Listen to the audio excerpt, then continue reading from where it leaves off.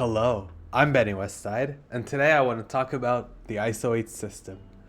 First, I'm going to give a quick rundown of the 5 different ISO classes, talk about what they do in case you're a newer player or you've missed some of the nuances.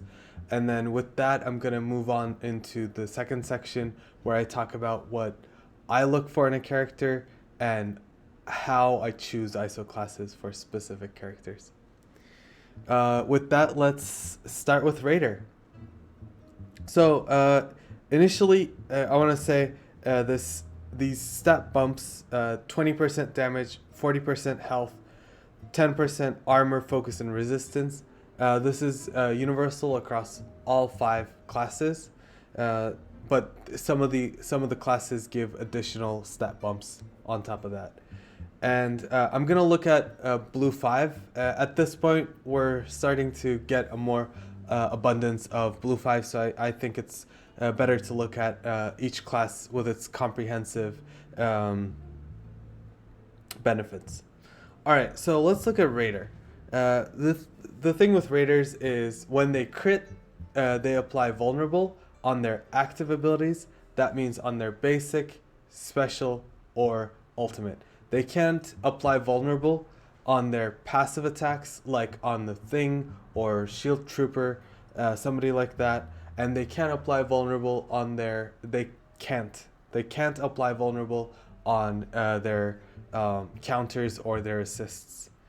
On their active ability hit, they have 40% chance to hit again for 60% piercing this time. And it doesn't matter if they crit on, if this attack procs, they will apply vulnerable. So this, if it's an AoE, it can happen on every target, and every target has a 40% chance to proc this. Besides that, Raiders get a crit chance bump and a crit damage bump. Every character innately has a 10% crit chance and 30% crit damage. With Raider on a standard character, you increase your crit chance to 40% and your crit damage to 150%. All right, let's look at the other damaging class, which is Striker. Strikers, let's look down here, get a 20% damage bump over other classes. And then beyond that, their functional difference is on primary hit, if the target is vulnerable, they will perform a bonus attack. If the target has 2 vulnerables, if the target has vulnerable, they will perform a bonus attack and clear 1 vulnerable. If the target has 2 vulnerables, they will bonus attack. They will perform a 3rd attack, which is equal to 15% of their max health, not the target's max health, and then heal for half of that damage dealt, but they'll still only clear 1 vulnerable. So if the target had 2, they will remain with 1 vulnerable. And then this healing provides a bit of health recovery to Striker characters that they may not inherently have in their kits. All right, let's look at Skirmisher. Skirmishers gain 10% damage on assists, and then at green 5, they get 50% focus bump. And then on primary hit, so this can be on their basic, special, ultimate, their ISOs, they don't have an ISO attack, their counters and their assists. They'll apply 2 vulnerables, and if the target already had vulnerable, they're gonna flip to until blue 4, they're gonna clear 2 positive effects. With blue 5, they're gonna flip those into bleed. So with skirmishers and strikers, there's a cool interaction. If there's an assist mechanic, if the skirmisher assists the striker, they apply that vulnerable, and the striker will accept that as having been there, and then they will perform their ISO bonus attack. So that's often called the triple hit. All right, let's look at healer. Healers gain 35% active healing. With active healing, this can also occur on their passives.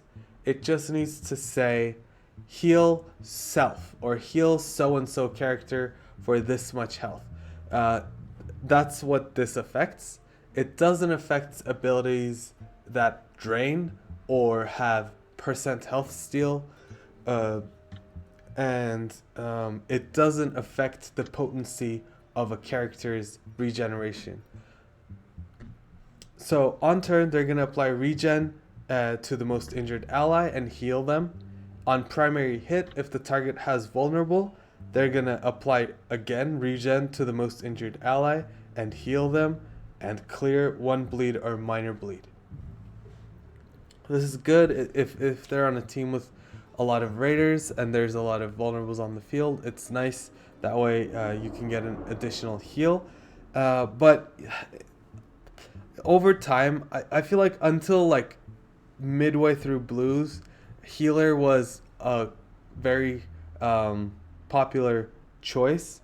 But I think the quality of the upgrades for healer has dropped compared to other classes. So I haven't even been using a lot of healers recently, and I haven't really been saying, oh, this is a healer character, let me go hit into that vulnerable so I can perform an additional heal and add an additional regen.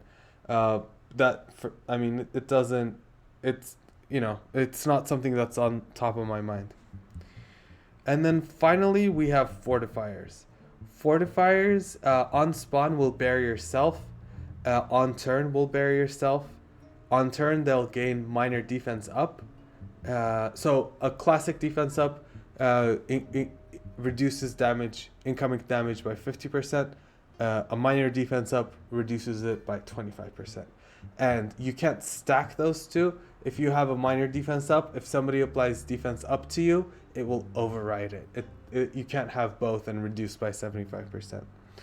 And then if this character has barrier, they gain 40% drain. So on their turn, at the beginning of their turn, they bury yourself. So they're almost always going to have this 40% drain unless they hit into a counter. But even then, you're hitting and you're draining, and then the counter is going to come in and clear a barrier. And then every character inherently has the capacity for 30% barrier. The Fortifier increases that by 10%. All right, so that was a quick rundown of the 5 ISO classes. Now we can look at some characters and talk about why I chose those ISO classes and why I would run and what makes me pick that on a character. And I'm going to start with healer. Let's look at Shuri. She's over here. So Shuri's main purpose on her team is to heal and keep them alive. Of course, on turn 1, that defense up and that energy and those charges. But after that, her purpose is healing. So for characters that do that, and that's their main goal on a team, healer is perfect. She has a healing ability on her ultimate and a healing ability on her passive. Increasing that by 35% is gonna help her do her job better. She's not a damage dealer, so I'm not looking at striker or raider. She only has one ability that actually hits targets, so I'm not looking at skirmisher that much either, although in certain cases that might be used, like, to beat a node in a certain case and you need to clear a buff, and we'll get to that. But like as a character on her team, healer's her class.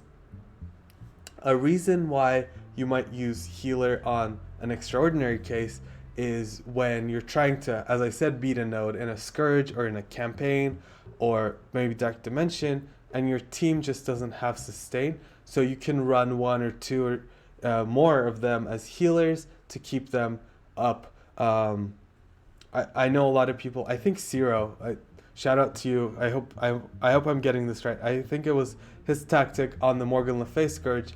He would run his web warriors all as healers to help him get through it. That way, because that team doesn't have a proper healing mechanic, it would keep them topped up and balanced. I did something similar way back in the Doom campaigns. There was a node where it was Spider-Verse, and I had just come back to the game, and I didn't have a Doc Ock at the time. So I had Carnage, Venom, Spider-Man, Miles, and Rhino, and I ran all of them as healers so that I could get through the nodes and then on to the next one where I wanted to farm a specific character, which I don't even remember. So in like special cases, healer can be used for those reasons. On their team, you usually want to run it on a character that heals. One specific team that makes good use of this is Gamma, and I'm going to use them to segue into Fortifier. All of them on turn or on their abilities, see, on turn heal self for 20%. On turn heal for 20%. It's on her special, she heals for 30%. On his special, he heals for 30%. On turn heal self for 20%. So this team has a lot of inherent healing. So boosting that is valuable. But also, they're kind of a slower team, but they have big health pools. So having them all healers keeps them topping each other off and having a balanced team. And especially on Hulk's special, he can go from very low health to very high health and just keep looping that because he also has turn meter mechanic. It really works on this team well. So that's something that a lot of people like running, and I've run in the past. Certain teams just make use of different ISO classes in these ways. Another ISO class that they kind of abuse is, as you can see, Fortifier. As we talked, Fortifier gives 40% drain on basically on any active ability hit because on turn they gain barrier. This team has 30% inherent drain. The drain from Fortifier actually stacks with that. So they, in effect, hit everyone for 70% drain. Anytime they attack, they heal back for 70% of the damage dealt. That is very big, and it keeps them very resilient. So I like running them as Fortifier 5. Unfortunately, that drain only unlocks at Blue 5 Fortifier, but it's something that I've been liking, and I've used it on a couple other characters as well, like Wong, Phantom X. Those teams also have some inherent drain, so it stacks really nicely. It also, another reason to use Fortifier might be if the team has callouts to barrier in their kit. So the prime example of this is Kingpin. On his passive, at the end of this character's turn, if this character has barrier, apply speed up and offense up to all summoned allies. So because Fortifier's barrier self on turn, the only way he wouldn't have barrier at the end of his turn is if he hit into a counter and the counter cleared or ate through his barrier. So if you run him as a Fortifier, most of the time, 99% of the time, this is going to proc, and he's going to give speed up and offense up to all summoned allies, and that's very valuable because his team runs a lot of summons. Alright, Fortifier. So another cute example of this, back in the day, when we were looking at Fantastic Four, where's Sue Storm? Sue Storm, not that she has any kind of damage stat, when an enemy attacks this character with barrier, attack that enemy for 250%. Similarly with Fantastic Four or She-Hulk allies with barrier. So you could run them as Fortifiers. That way they always, or they have barrier for a long time, and it increases their max barrier capacity so for Sue Storm's ultimate to take advantage of, and her passive just hits enemies. If she had a good damage stat, that would even make better use of that, but her damage stat, especially now, is useless. Alright, I mean, nobody even uses her. Alright, another reason to run Fortifier is if a character is a taunter. Taunters want to last longer. So somebody like Absorbing Man, who is a pre-taunting tank, is often run as a Fortifier because you want him to survive that initial barrage, especially because I think when he falls below 50%, he drops taunt. So you want him to taunt and pull those big abilities to protect the other characters, and that is why you would run a pre-taunting tank anyway. So it's very common to see Fortifier on Absorbing Man or other protectors, other characters that have taunt on spawn, or taunt at all. Another good example of this would be Juggernaut Zombie, who has a special call out in his kit. If his health is greater or equal to 50%, he lowers enemy resistance and prevents enemies from gaining speed up. By increasing his max barrier and giving him more barrier, you're giving more of a buffer between this 50% mark and your cap. That way, that passive is active longer. That's a funny sentence. That passive is active longer. Anyway, all right, that was Fortifier. Now let's talk Raider. And I'm gonna look at Kestrel. So there's many reasons to choose Raider, but the focus we're looking at is if a character is hitting multiple enemies or multiple times, it's better to run Raider.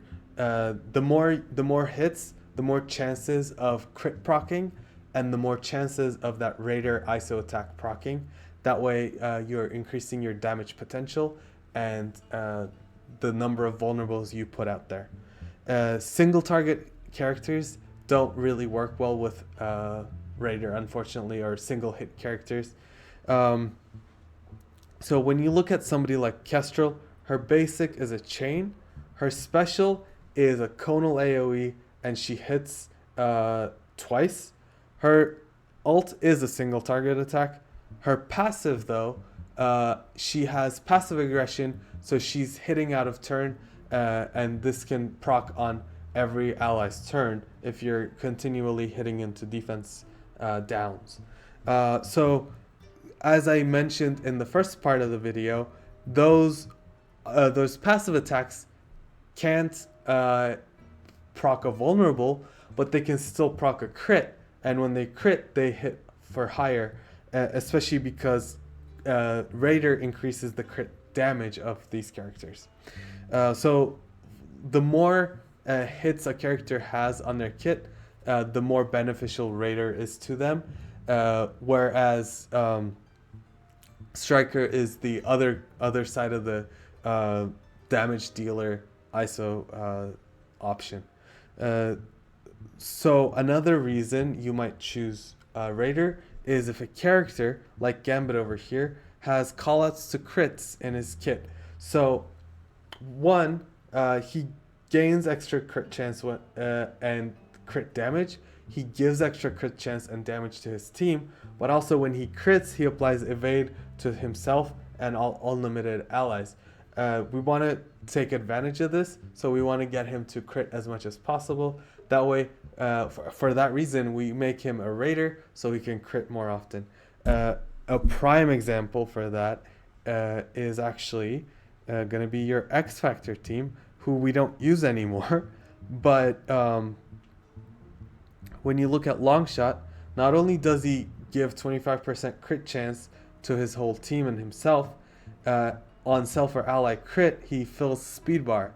And then Shatterstar gives crit damage to the whole team, and he gives them barrier when they crit. So you want to proc this speed bar mechanic, and you want to compound this crit chance and crit damage boost by adding more on top of it. Another similarly great example is Doctor Strange Heartless, uh, who already in his passive has 50% crit chance and damage to himself and Darkhold allies.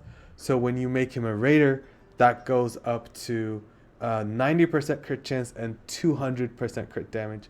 That means 9 out of 10 times you're hitting for double damage. So Raider really shines on characters like this that have innate crit chance. We talked about Striker. Let's focus on it. That Striker is your other damage dealing option. Uh, so actually, let's look at Skirmisher first, and then we can look at Striker, moving on from Skirmisher, because I think that's gonna make a little more sense. So we're looking at Young Avengers over here. So when you look at Ms. Marvel's passive, gain assist now on each Young Avenger or Hero Brawler ally's turn. That means on her team, she's always going to assist. When we discussed in the first part, when a skirmisher assists a striker, that striker's gonna accept that vulnerable as having been there and proc their ISO attack. So on a team like this, when you run everybody as strikers and your Ms. Marvel as a skirmisher or Nebula as a skirmisher and your Infinity Watch as strikers, that means you're compounding your damage by getting that triple hit. Here you're seeing a variety of other ISO choices, and I'm going to explain that in a minute. The benefit of Skirmisher is, again, allowing strikers to double hit, and also when they hit into a vulnerable, they clear positive effects. Another focus of Skirmisher is that they gain focus. This is used especially on characters when they're lower stars and they're trying to punch up into content. It's something that's like a special case when we talked about how healer might be used in a special case like that. So it's the focus boost from Skirmisher is like a catch-up mechanic when your stars or your gear level isn't enough, but you want your control abilities to land. The reason you're seeing America Chavez and Echo as skirmishers is that I don't use Young Avengers as a team anymore. America Chavez, on war defense, she fills speed bar for adjacent allies by 25%. That's a very massive ability. She's often used on other comps with like Dorms or Super Skrulls or Weavers to make them go super fast. On those teams, I don't want her to consume vulnerables as a striker, whereas on her team she is a damage dealer, and I want her to triple tap. So on her team she's a striker, but currently you're seeing her as a skirmisher. Squirrel Girl, I often flex her between healer and striker, because she heals on a 3-turn cooldown, and it's nice. But I do like running her as striker on her team as well. And then Echo is a skirmisher similar to America Chavez. I'm currently using her often in Crucible to prevent assists, and as you can see on her passive, she does that. So on those teams, I don't want her to consume vulnerables and take it away from other more high priority members of those teams. And here you'll see I also have Fortifier on her, because sometimes when I'm using her for that purpose, she just dies, and I don't want her to die, so I keep Fortifier on her. That way, it keeps her alive longer. Similar to Skirmisher, it's a catch-up mechanic. It prevents lower built characters to survive in content that is more current or higher, or requires higher builds than they currently are at.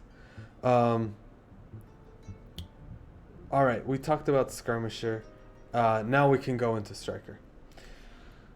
The main reason to run Striker is if a character's ISO attack does something special. When you look at Kang, for example, if the primary target is vulnerable, he fills speed bar by 20%. That also occurs on his ISO attack. So a Striker Kang can get 40% speed bar on his basic. When you look at somebody like Omega Red, he steals 10% health both on his basic and his ISO, and he prolongs the duration of bleeds, slows, and offense downs. This is a great ISO attack, so I want to take advantage of this. This especially shines in content like Dark Dimension, where enemy health is very high, and that 10% means a lot more.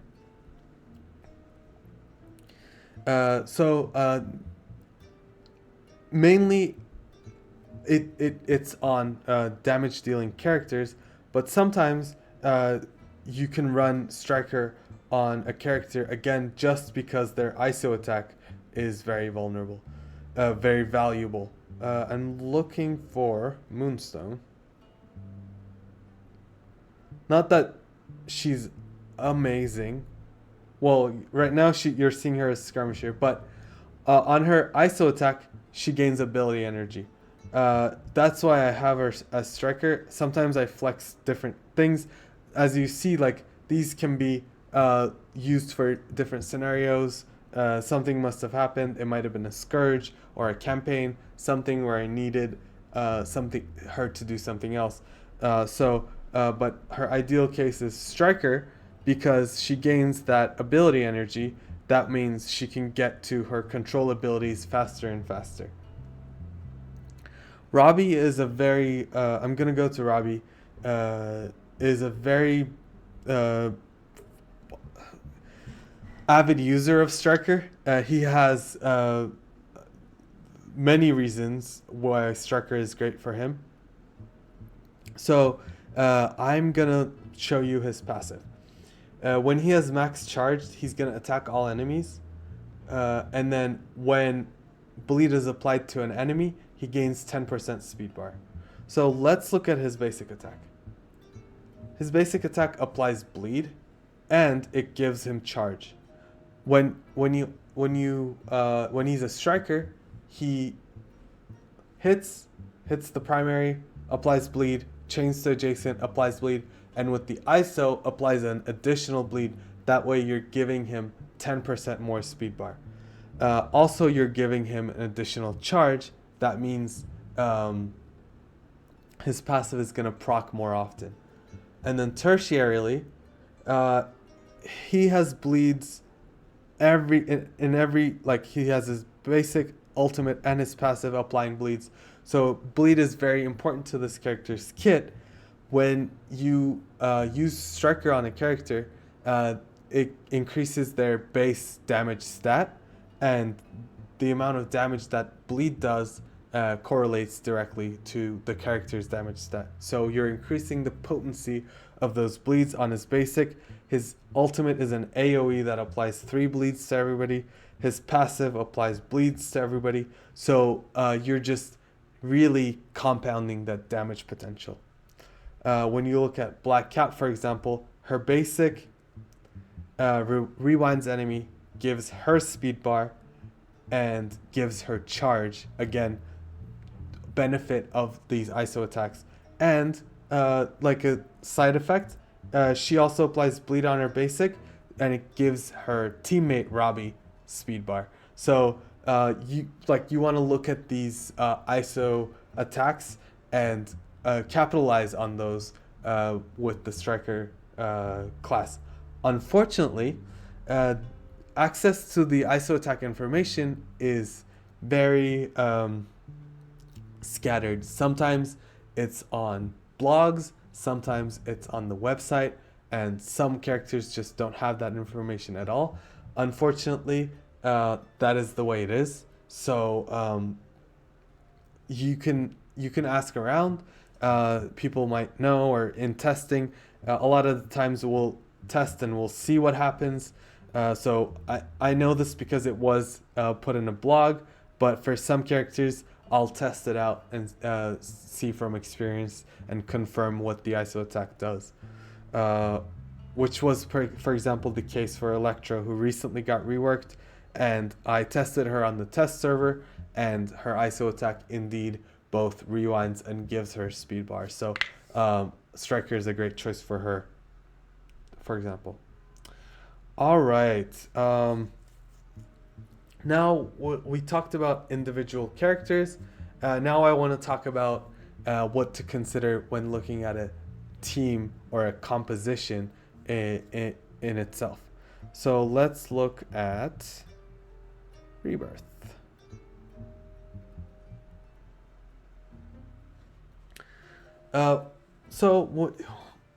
When I look at Rebirth, initially I want to call this out. Winter Soldier gives 25% crit chance to his whole team, which is nice. So there's a little bit of a boost to crit chance that can compound with Raider. Beyond that, I look at the ISO class, the speed stats, and who goes first and applies what. On this team, US Agent and Captain Carter have the same speed stat, so it's those two that go first. So I would often like them to apply vulnerable first, but because it's a raid and they keep coming back to their attacks, if one of them had an amazing ISO attack, I would run them as Striker even though they go first. What's his name? US Agent. I run him as Skirmisher because he's not really a damage dealer, so like making him a Striker or a Raider isn't gonna increase an existing damage potential. It's already a low damage potential, so that doesn't really benefit him. I run him as Skirmisher, that way I get a guaranteed vulnerable and I get a guaranteed buff clear. Also, it took me a while to be able to build him, so I was running him at lower stars and lower gear tiers. In that meantime, that focus boost was very helpful for his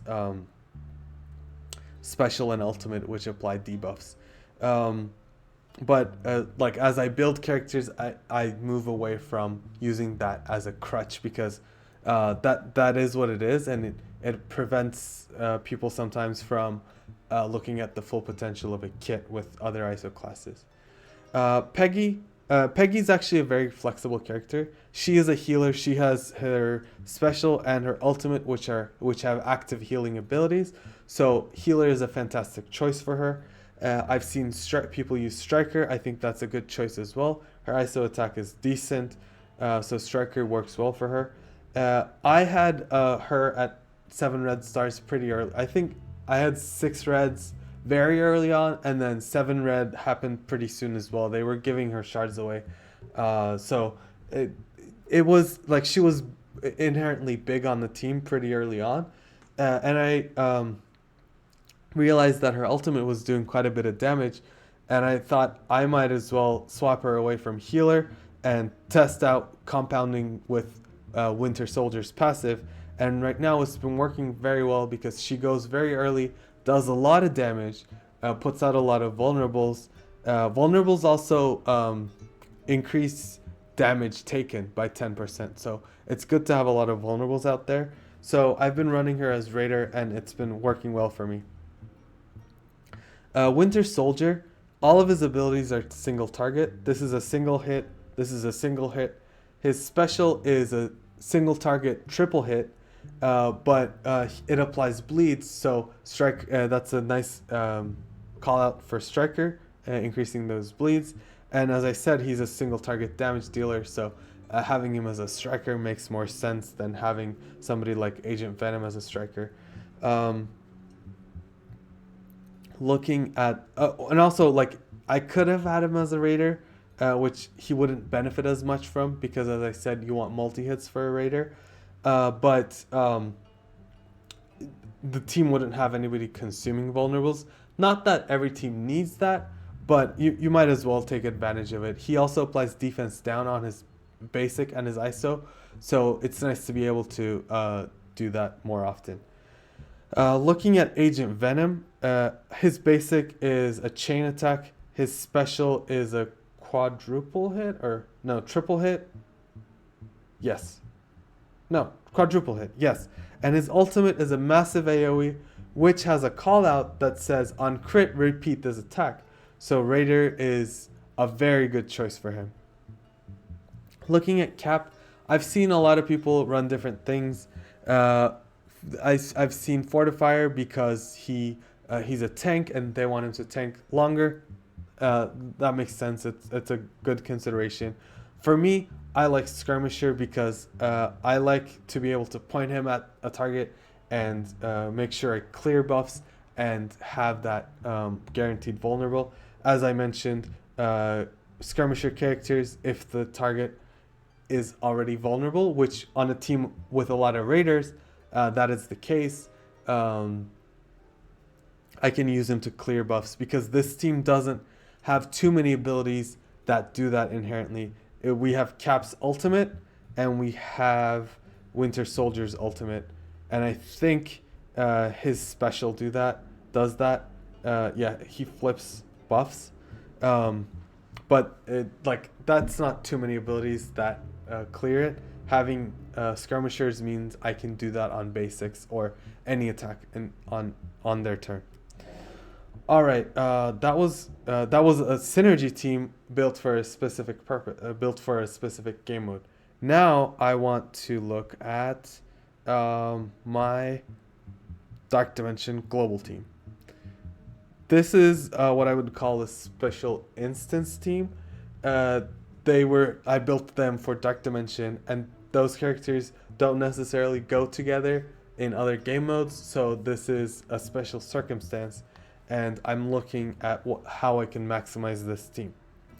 Apocalypse on his basic gains speed up, offense up, and he heals himself, so he's a fantastic striker. Not to mention, he's the damage dealer of this squad. He's the reason I was able to get through the nodes.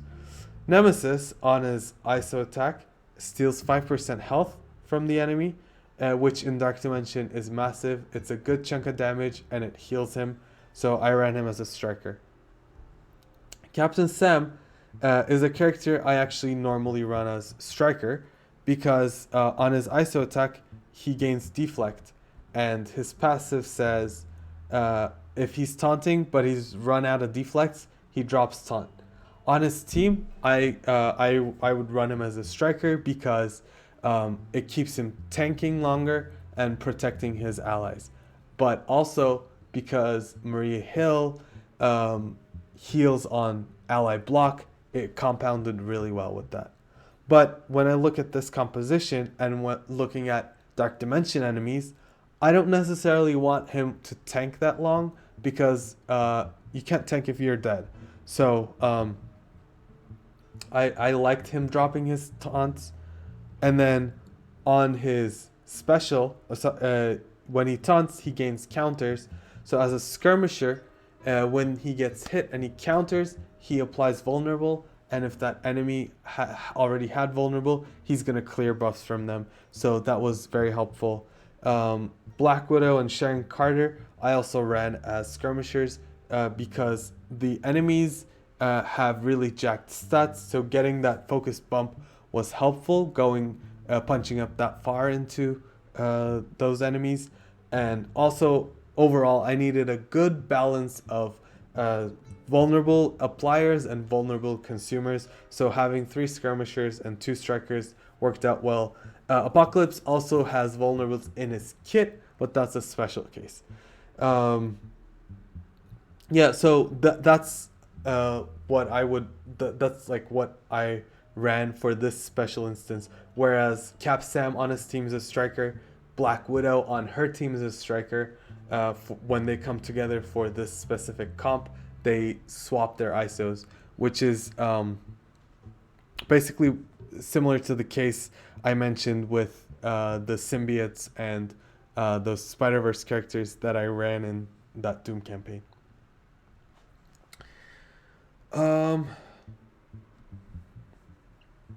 Yeah, overall, a lot of teams, ISOs are subjective.